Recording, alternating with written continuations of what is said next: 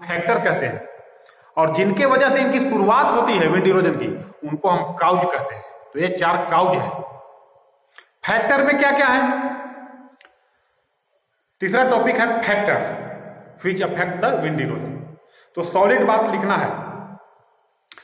सबसे पहले ऊपर से स्टार्ट करिए। तो सबसे पहले ऊपर में आता है क्लाइमेट। क्लाइमेट से आप नीचे आते हैं तो आता है वेजिटेशन, मतलब पेड़ पौधा। और वेजिटेशन से नीचे जाते हैं तो सॉइल का प्रॉपर्टी। तो पहला कारण हम लिखेंगे क्लाइमेटिक फैक्टर, दूसरा लिखेंगे वेजिटेशन फैक्टर, और तीसरा लिखेंगे सॉइल फैक्टर। अब ये तीन में भी अलग अलग है। क्लाइमेटिक फैक्टर में कौन कौन से फैक्टर आ जाते हैं? तो सबसे पहले ले लीजिए विंड वेलोसिटी खुद ही है। अगर ये बढ़ता है, विंड इरोजन का शुरुआत हो गया है और अचानक हवा की रफ्तार बढ़ जाए तो विंड इरोजन का रेट भी बढ़ जाएगा। तो क्लाइमेटिक फैक्टर का पहला विंड वेलोसिटी इटसेल्फ, मतलब स्वयं विंड वेलोसिटी इसका कारण बनेगा। दूसरा वर्षा, प्रेसिपिटेशन। तीसरा ह्यूमिडिटी। चौथा टेम्परेचर। ये 4 तरह के क्लाइमेटिक फैक्टर हैं।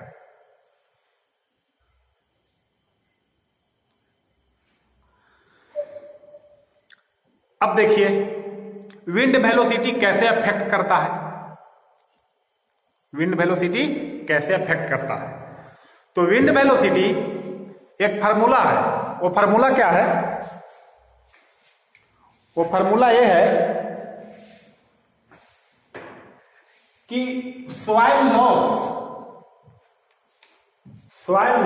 एस बराबर सॉइल लॉस। कितना सॉइल लॉस होता है? Constant V minus threshold velocity पर पावर 3 और डायमीटर पर पावर 0.5।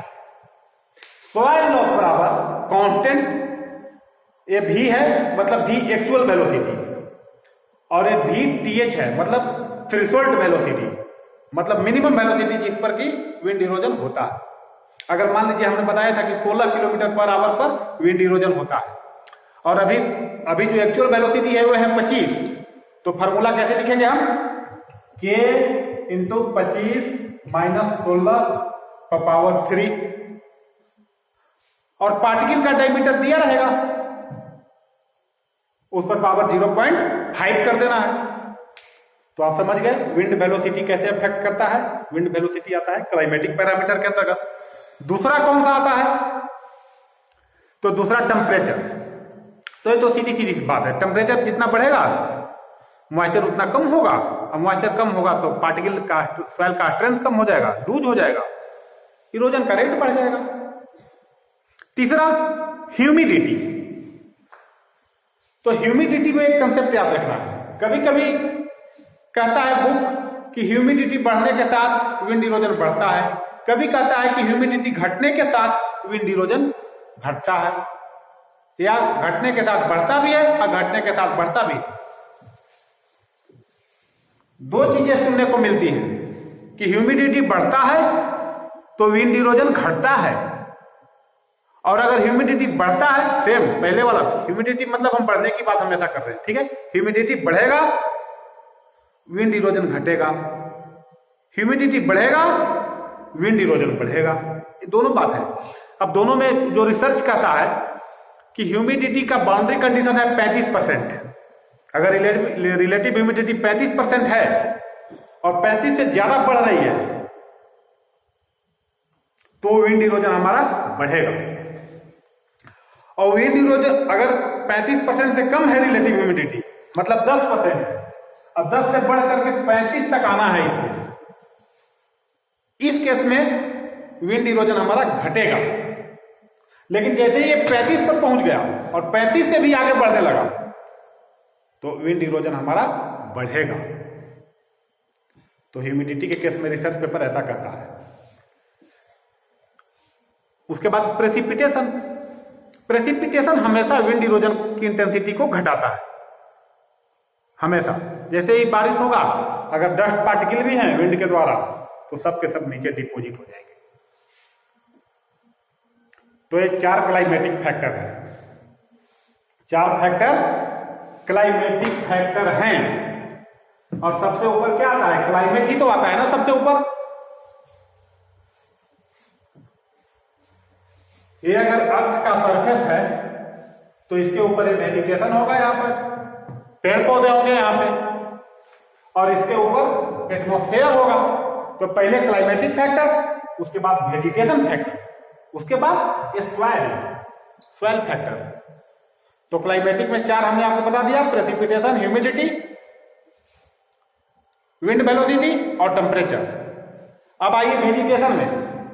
तो वेजिटेशन में किस तरह के वेजिटेशन हैं वो प्रभावित करेंगे।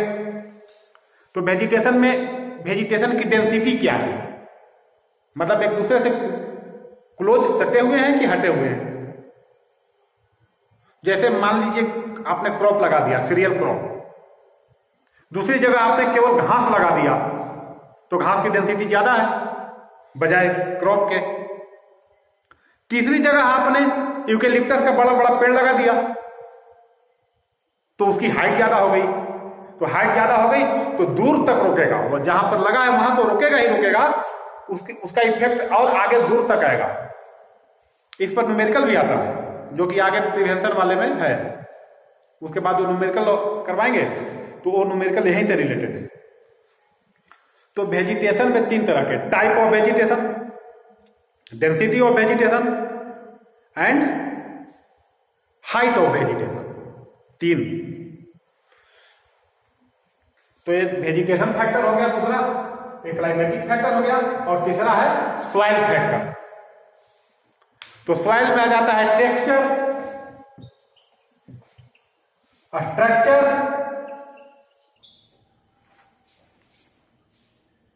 सॉइल की डेंसिटी